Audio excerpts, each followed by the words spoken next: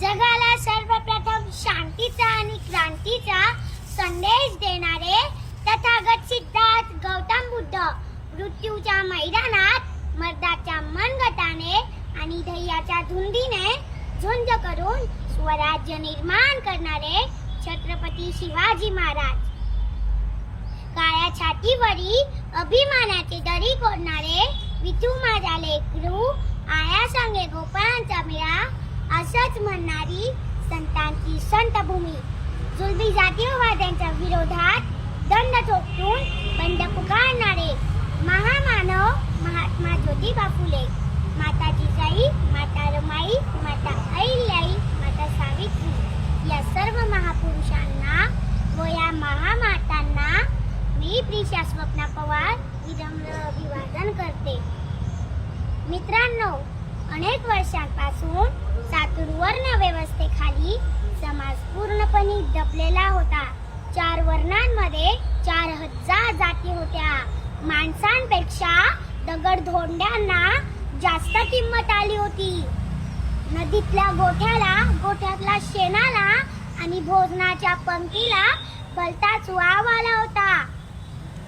सामान्य माणसांच्या, अस्पृश्यांच्या अंगाला फोड आले होते. त्यांना खायला भाकर मिळत नव्हती, प्यायला पाणी मिळत नव्हतं, चालायला रस्ता मिळत नव्हता, अशी अवस्था होती.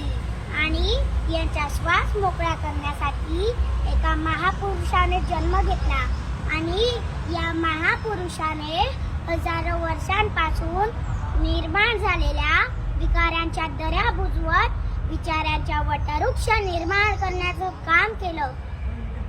आणि या महापुरुषाचं नाव म्हणजेच बुद्धी सम्राट डॉक्टर बाबासाहेब आंबेडकर. मित्रांनो, बाबासाहेब म्हणजे काय? आचार्य अत्रे म्हणतात, बाबासाहेब म्हणजे बंड, मृत्यूमंत बंड. त्यांच्या देहाच्या कणाकणामधून बंड थैमान घालीत होते. बाबासाहेब म्हणजे जातीभेदावर सोडलेले एक चक्र होय. बाबासाहेब म्हणजे धर्म मानदंडांचा कोटरा तोडून त्याला बाहेर काढणारी वाघनखे होय. बाबासाहेब म्हणजे बाबासाहेबच, दुसरा शब्द उच्चारायला जीभ तयार होत नाही. एवढं सामर्थ्य फक्त बाबासाहेबांच्या नावातच आहे.